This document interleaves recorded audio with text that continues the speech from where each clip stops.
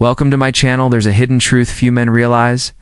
When you don't come back, when you choose silence, growth, and peace over chasing, it creates a kind of pain in her that no argument ever could. See, she expected you to break, twofold, to eventually return. But when you don't, that's when the story shifts. In this video, we're going to uncover the 11 things that hurt her most. When you walk away and never look back, and more importantly, I'll show you how Stoic wisdom can help you hold your ground. Stay calm and protect your peace through it all. Before we dive in, do me a quick favor. Hit that like button, subscribe to the channel, and drop a comment with one word, strength. It lets them know this message is hitting where it needs to. Now, let's begin. The illusion of control breaks number 1. The illusion of control breaks. At the beginning, she walks away believing she holds all the cards. It feels empowering, almost like she's the one dictating the rules of the game. In her mind, you'll chase, you'll beg, and eventually, you'll fall right back into her hands. That's the illusion of control. It makes someone believe they can decide the rhythm of their relationship even after they've stepped away. But here's where things shift. You didn't return. You don't chase. You don't fall into the trap of endless message. Your dramatic pleas for attention. And when you don't come back, that illusion starts to crack. What once felt like power now turns into a quiet discomfort. She tries dropping little breadcrumbs. Maybe a casual reaction to your story, maybe a vague post designed to catch your eye, but it doesn't pull you in. The silence from your side grows shivier. And for the first time, she realizes she can't control you the way she thought she could. Epictetus, one of the great Stoic teachers, said something simple, yet powerful.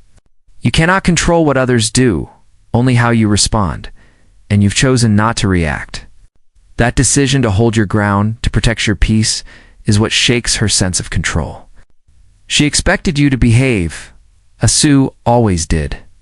But by staying calm, by refusing to play into the emotional trigger, you reveal something she wasn't prepared to face. She never truly had control in the first place. Think about it this way. Control is only relief the other person accepts it. If you decide to step outside of that game, war dynamic collapses. And that's exactly what's happening here.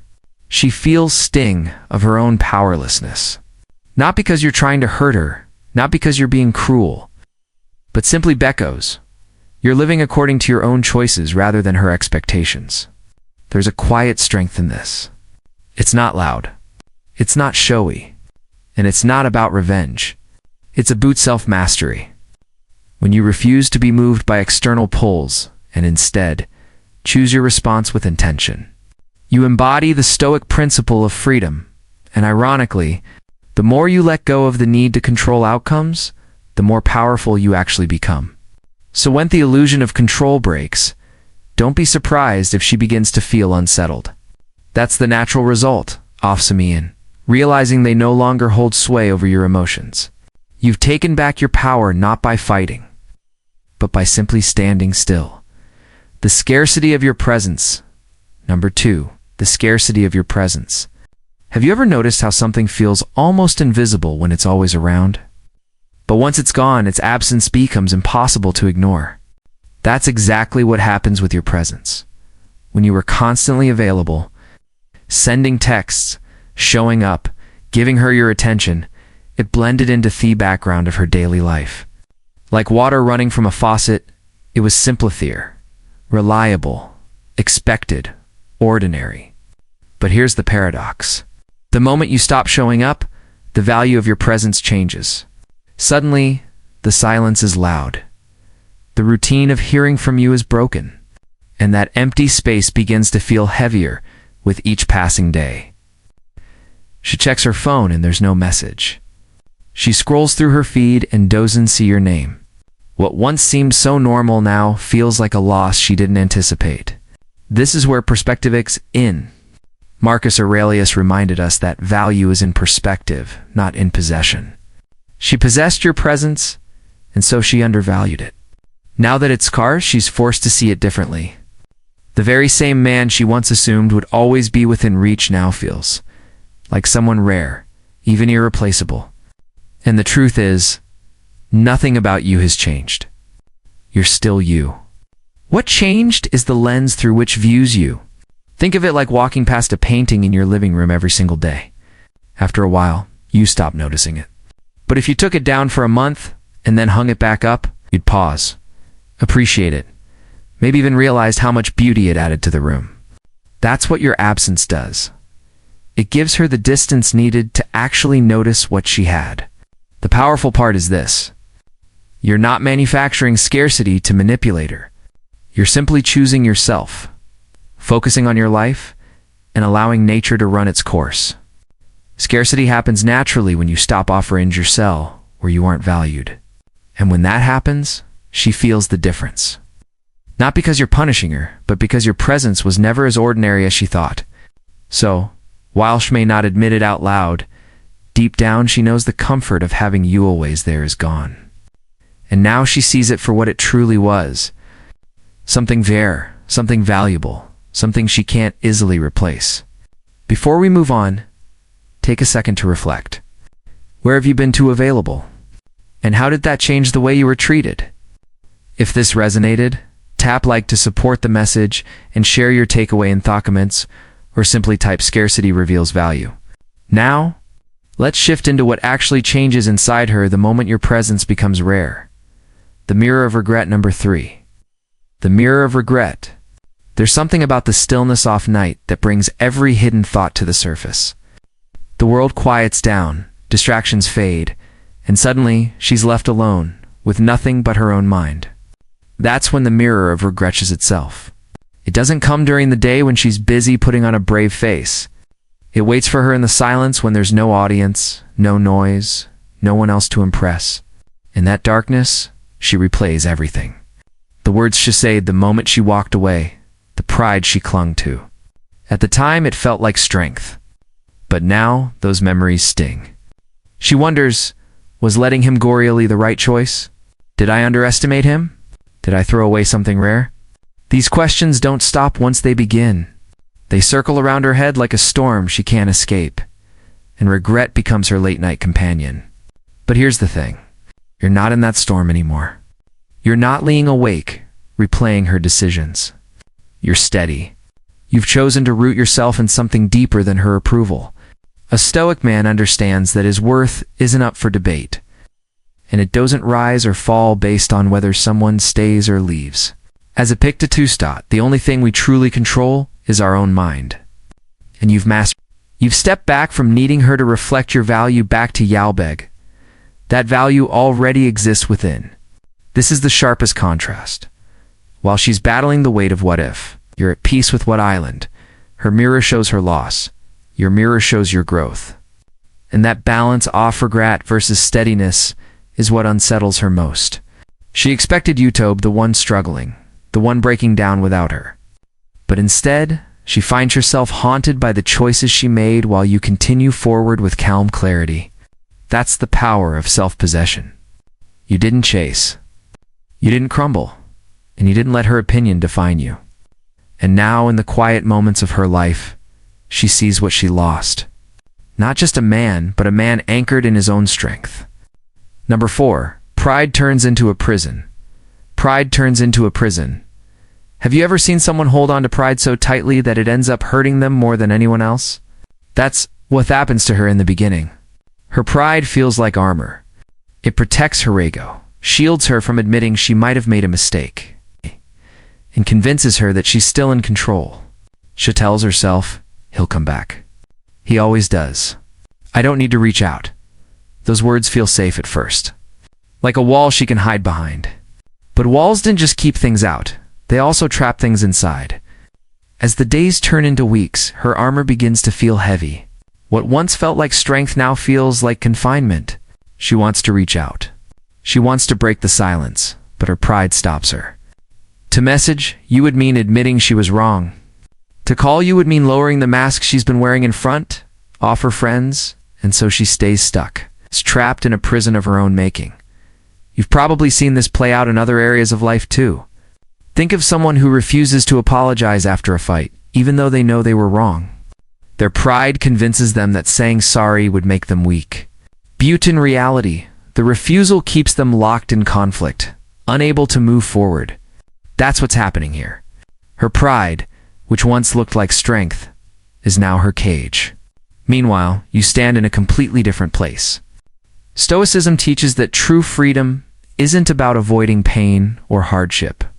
It's about mastering your response to it. You can't control her pride. Are calm, steady, and unshaken. Your silence isn't emptiness. It's a decision, a choice made from strength. In every day that passes, the gap between her prison and your freedom becomes more obvious. In the end, her pride hurts her more than it ever hurt you, because while she remains stuck behind her own walls, you've already walked into a wider world. One where your peace isn't determined by her actions, but by your own discipline. The void she can't fill. Number 5, the void she can't fill. It's like trying to quench your thirst with salt water. The more she consumes, the emptier she feels. That's the void she's facing now. At first, she tells herself it's fine. She can fill thistleants with noise, keep her mind busy, and pretend that nothing is missing.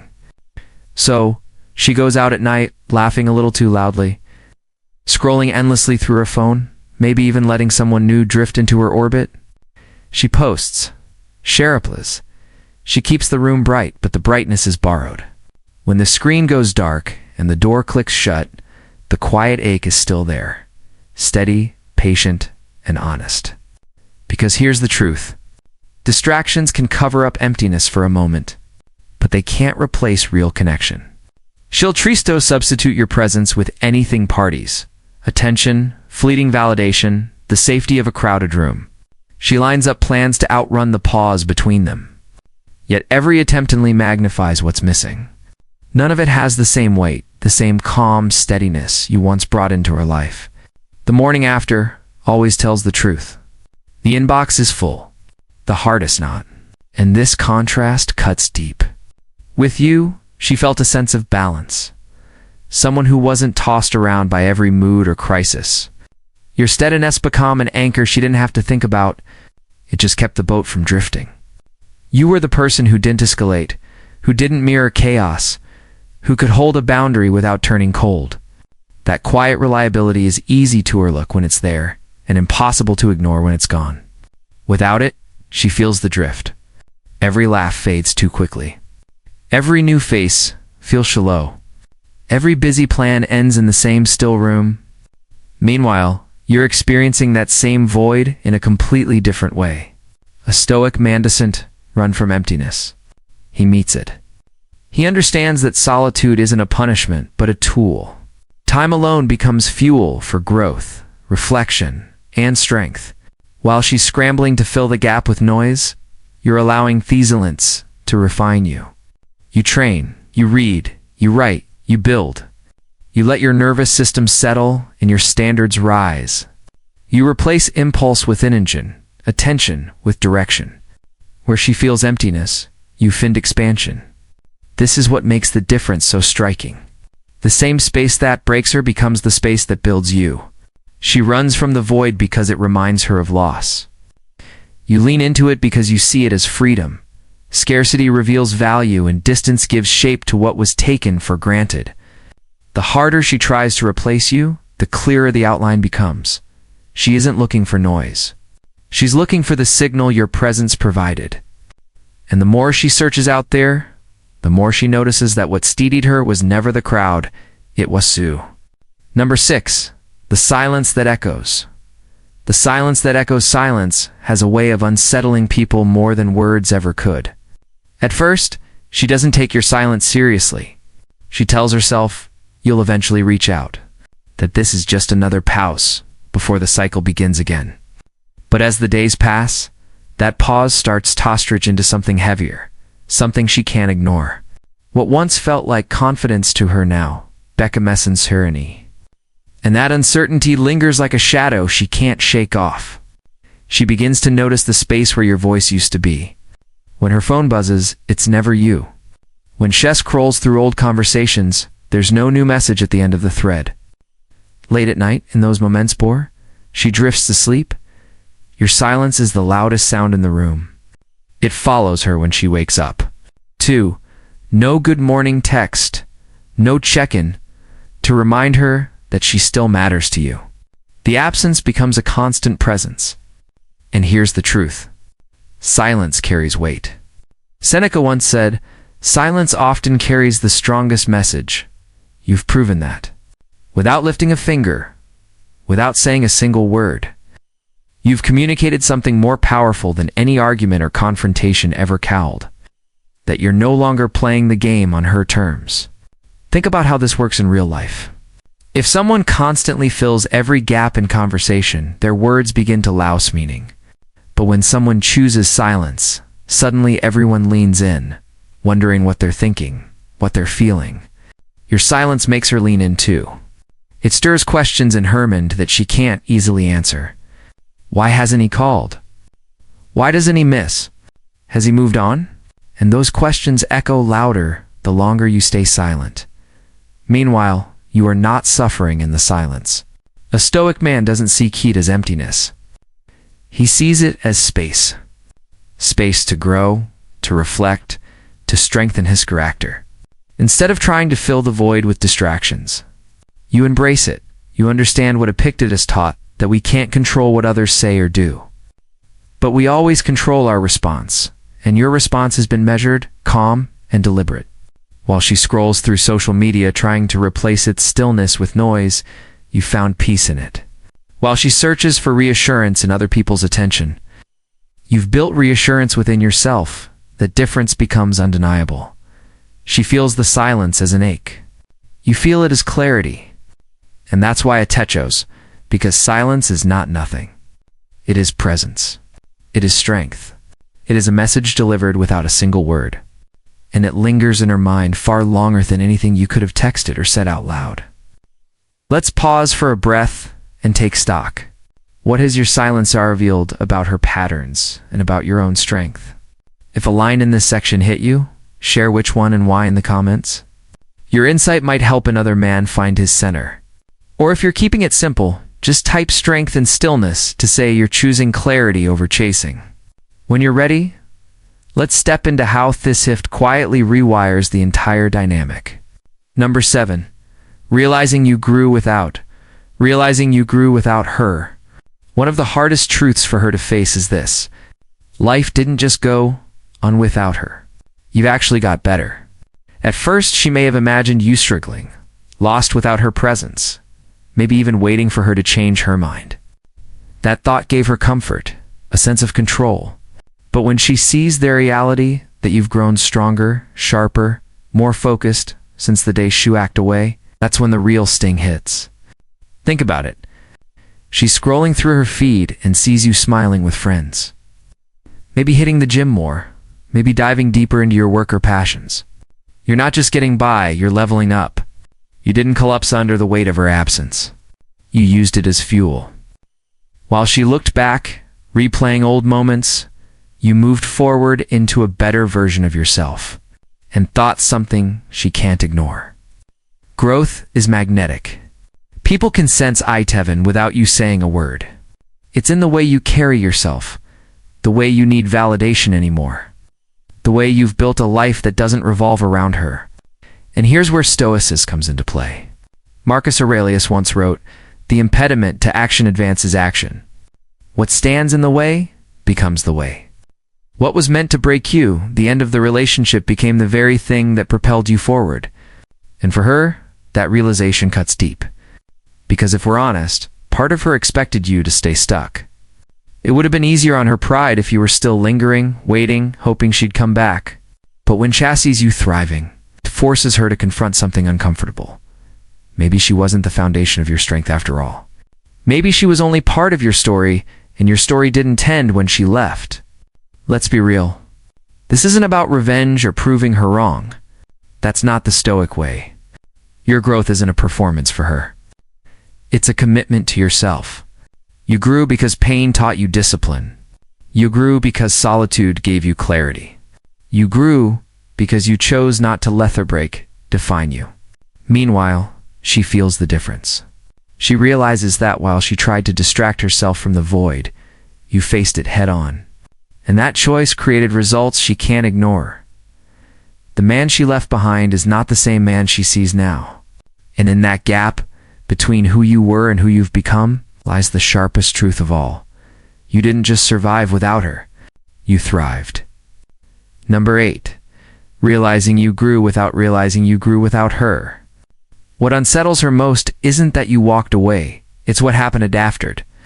She expected to see a man diminished by loss, weighed down by the silence she left behind. But instead, she sees someone who has sharpened with time, who has become more focused, more alive, more himself. That image doesn't just surprise her, it unsettles her deeply. Picture the scene. She comes across a photo of you, maybe out with friends, maybe immersed in a project that lights you up. There's a spark in your eyes, a confidence in your posture that wasn't there before. It dawns on her. The past, you were writing new chapters. That contrast gnaws at her. Human nature is drawn to progress. When someone grows, it radiates. It's not about flaunting achievements. It's about the quiet strength of a man who no longer needs validation. That's what she notices. The calm confidence of someone who didn't crumble when life tested him. Marcus Aurelius once wrote, "What stands in the way becomes the way. What could have been an ending became your beginning." The challenge she thought would weaken you instead became the that shaped you. For her, that realization burns. Pride doesn't want to admit it, but she sees the truth. The man she thought she knew is no longer the same. The distance didn't hollow you out. It refined you. And in a way, that forces her to confront something she never wanted to face. Maybe she wasn't the source of your strength. Maybe you were always capable of this growth and she simply underestimated you. But here's the key. Your growth isn't a bother. It isn't revenge. You didn't rebuild yourself to send a message. You did it because it was necessary, because you understood that pain, if faced with discipline, can become a teacher. You understood that solitude doesn't have to be empty. It can be fertile ground for transformation. And that's the difference between you and her. Wiles tried to fill the emptiness with distractions. You stepped into it and discovered what it had to teach you. And the result is clear. You're not the same man she left behind. You're stronger, wiser, and more centered than ever before. That truth lingers with her. Not because you've shouted it from the rooftops, but because your very being. The way you carry yourself now makes it undeniable. You didn't just survive without her. You became more. Respect replaces desire. Number 9. Respect replaces desire. In the beginning, what she wanted most was the chase. The thrill wasn't in being with you. It was in knowing you wanted her badly enough to pursue her that gave her a sense of power, of importance. But something shifted when you chose not to play that game. When you stopped chasing, the spark she once labeled as desire transformed into something she didn't anticipate. Respect. Most men, let's be honest, eventually cave. They send the late-night messages. They break the silence just to feel a little relief. They fold under the weight of missing her. But you didn't. You stood your ground, not with arrogance or hostility, but with calm discipline. And that, ironically, is what made her see you differently. You weren't just another man caught in her orbit. You were a man who had the strength to step back even when emotions ran high. That's where Stoicism enters the picture. Epictetus taught that true freedom comes from mastery of the self, not mastery of others. By refusing to be pulled into the cycle of pursuit and validation, you showed her, and more importantly yourself, that you could control your impulses. That kind of restraint is rare, and it commands attention. Think of it like this. Desire can burn hot, but it fades quickly. It's like a fire that consumes everything fast, leaving nothing but ashes. Respect, though, lasts. Respect is built in recognition of strength, on acknowledgement of discipline. She may have been drawn to the thrill of attention before, but now she sees something deeper. She sees a man who doesn't need her to define his worth. This doesn't mean she suddenly falls back in love or that respect garantis oken social. That's not the point. The point is that your silence, your steadiness, your refusal to beg or plead, it flipped the script. It mattered her realize she couldn't categorize you with the rest. You became the exception. And in a world where so many men chase endlessly, being the exception makes you unforgettable. And here's the paradox. When respect takes root, it often reignites a different kind of attraction. Not the fleeting kind that depends on games, but the enduring kind that grows from admiration. She begins to wonder what else you're capable of, what other strengths she overlooked before. But whether or not she acts on that is irrelevant. What matters is that too shifted the dynamic completely. By not folding, you gained something more valuable than temporary affection. You gained her respect. And respect, unlike a desire, doesn't vanish with time. It lingers. It shapes the way she thinks of you, and it leaves a mark she can't erase. Take a breath and check your own story. When did the chase stop feeling powerful? And when did restraint start feeling like strength? What part of this hit you hardest? The moment you didn't reach out or the moment you felt your center return? Share your lesson in the comments or drop a single line. Respect at last, desire. Epictetus would ask, what's in your control? Name it below in your own words. Then let's step into the next part. What shifts in her mind on admiration replaces adrenaline? And how you should carry yourself from here. The loss of emotional safety. Number 10. The loss of emotional safety. Every relationship has a hidden current churning beneath the surface. For her, that current was you. Even if she didn't always say it out loud, deep down, she knew you were the steady ground. They'd calm in the storm, the person she could rely on when life became chaotic. You were her anchor, and that gave her a sense of safety. She rarely admitted to herself. But here's the truth about netchers. You only notice them when they're gone. When you were around, that stability might have seemed ordinary. She could lean on your consistency, your presence, your ability to stay composed no matter what. Now without you, the world feels a little less secure. The storms feel heavier, the waves crash harder. And there's no steady hand to remind her that everything will be all right. And this is where Stoicism becomes so important. A Stoic man doesn't build his foundation on another person's presence. He builds it within himself. You didn't need her to hold you together. You held yourself together. That difference makes all the impact. While she scrambles to find someone or something to recreate that feeling of stability, you stand unshaken because your anchor isn't external, it's internal. Think of it this way. Imagine Samin, who always had a safety net. They perform daring acts, not because they cozy there, fearless, but because they know the net is there. The moment that net disappears, the fear becomes real.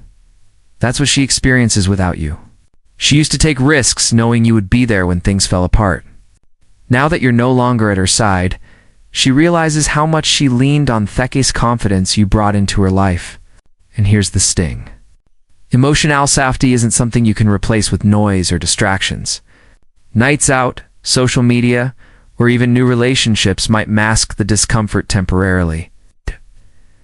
But they don't restore the same sense of calm, because true safety doesn't come from excitement or thrill. It comes from knowing someone steady is in your corner, and she no longer has that. Meanwhile, you're not suffering from the same loss. That's the paradox. Shed depended on your strength, while you depended on your own. She feels unmet while you continue moving forward with focus and clarity. It's not that you're unaffected by what happened. You're human, of course, but you've learned to ground yourself in something she never mastered. Discipline, perspective, and self-control. That's why she feels the absence so sharply. You weren't just a part of her life. You were the part that gave it balance, and now every day without you reminds her of the safety she can't find anywhere else. Pause here for a moment. If your presence was the safety net, what did it reveal about you and about her? Ask yourself, where does my steadiness come from when no one is watching? And what habits keep it rooted in me, not in someone else's approval? Think back to a time you were the anchor. What boundaries did you keep? And which ones did you trade away? Take a breath and reflect on this before we move on. And if you're open to it, share your own insight in the comments about the anchor you're building within.